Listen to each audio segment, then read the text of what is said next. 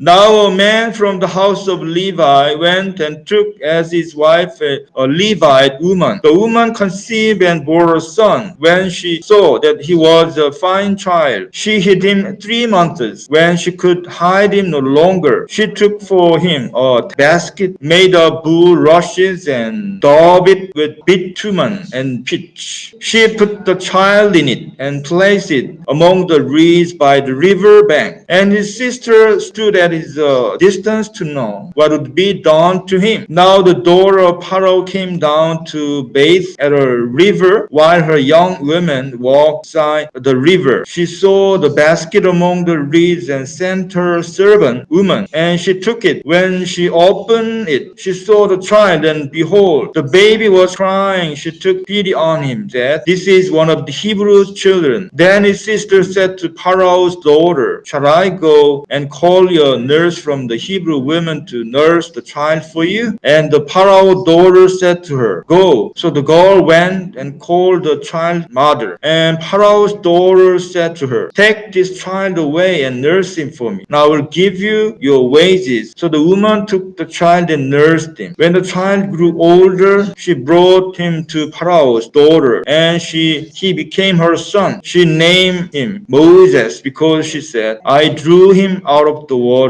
여기 이제 레위인 중에서 레위가 나중에 레위 지파가 물론 되지만 레위 가문에서 한 남자와 또 레위 가문의 한 여자가 결혼을 하였다. 그러니까 모세는 아버지 어머니가 레위의 후손이에요. 레위 하면은 제사장 가문, 특별히 경건한 사람. 그 여인이 임신하여서 아들을 낳았는데 fine child, 잘생겼다. 여기서 잘생겼다는 것은 얼굴이 잘생겼다라기보다는 아주 그 모습이 참 범상치 않다 이런 의미예요. 참 이 아이는 뭔가 앞으로 큰 일을 할 사람 같구나. 그래서 이 아이를 도저히 버릴 수가 없으니 3개월을 숨겼습니다. 그래서 이제는 더 이상 숨길 수가 없어서 갈대 상자를 가져다가 역청을 칠하고 나무 진을 칠해서 갈대 상자를 만드는 거죠. 바스켓, 바구니, 아이를 담는 바구니를 만들어서 그 안에 그 아이를 넣어서 나일 강가 사이에 있는 갈대 사이에 두었다. 그리고 4절에 보니까 그의 누이, 모세의 누나예요. 모세의 누나가 이제 멀리서 이제 그 갈대 상자가 어떻게 되나 봤다는 거예요. 그리고 5절에 보니까 거기 이제 바로의 딸이 그 강가에서 이제 목욕하러 나왔는데 그 하인, 그 젊은 여인 하나가 그 강가에 이렇게 5절에 거닐 때 그 시녀들이 그 이제 갈대 상자가 서서히 그 강가에서 떠내려오는 걸 본 거예요. 그래서 그것을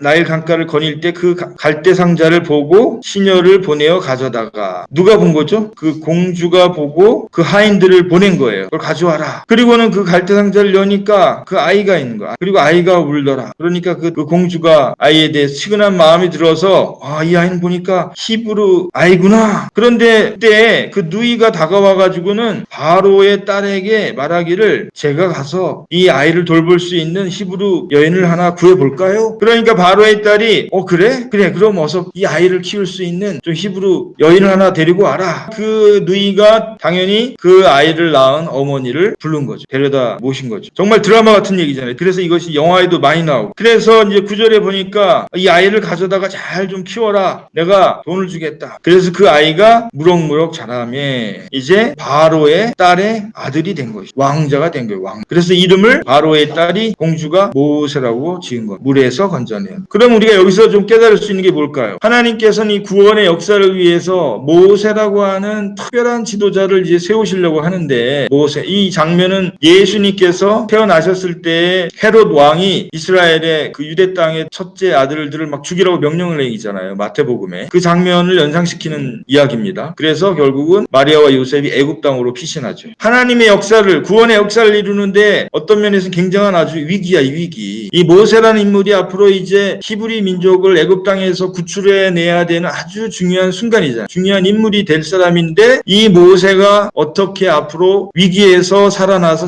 자라나느냐, 이게 엄청나게 중요한 것인데 여기에 하나님의 세심한 섭리가 작용하고 있었다. 할렐루야. 하나님의 구원의 역사에 이 누이와 어머니와 이 몇몇 사람들이 정말 기도하고 지혜를 낸 거예요. 이 아이는 앞으로 크게 될 사람 같은데 나일강가에 버려서 죽게 하면 안 되겠다. 어떻게 하면 좋겠지? 기도하다가 보니까 그래, 매번 바로의 딸과 하녀들이 이 시간에 목욕을 하지. 이때 이 아이를 좀 잘 그렇게 강가에 흘려보내면 그 딸이 이 아이를 잘 살려줄지도 몰라 라고 하는 어떤 지혜를 하나님께서 주셨겠죠. 그것을 생각하고 강가에 그 시간에 맞춰가지고 이제 흘려보내면서 그 누이가 딱 숨어가지고 그걸 지켜보다가 바로의 딸이 그 아이를 보면서 야, 하나님이 감동하심에 측은한 마음이 드는 거야. 이 아이는 내가 꼭 키워야 되겠다. 이 마음을 주셔가지고 그때 그런데 그 누이가 딱 다가가서 그 얘기를 해가지고 결국은 모세의 친엄마가 그 아이를 젖을 먹이면서 직접 키운 거 아니에요. 돈은 돈대로 받아가면서. 이게 다 하나님이 섭리한 것인 줄로 믿습니다. 근데 이게 우연이 된 게 아니에요. 그러니까 우리가 하나님의 일을 할 때에도 에이 뭐 어떻게 되겠지 뭐 이렇게 우리가 쉽게 생각하면 안 돼요. 무슨 일을 할 때 결국 우리 인간도 최대한 하나님의 섭리에 맞춰가지고 지혜를 짜내고 노력을 하고 순종을 해야지 하나님의 일이 이루어지지 그냥 뭐 하늘에서 뭐 뚝 떨어지듯이 하나님의 섭리가 이루어지는 게 아니라는 것이죠. 우리가 성경을 가만히 보면은 우리 하나님의 지금까지 우리나라의 이렇게 부흥의 역사도 그냥 뭐 저절로 됐나요? 하늘에서 뭐 뚝 떨어졌나요? 그게 아니잖아요. 많은 사람들이 기도하고 애를 쓰고 그 여러 가지 위기의 순간에 역경도 다 건네고 이렇게 하면서 결국은 그걸 하나님이 도와주셔가지고 놀라운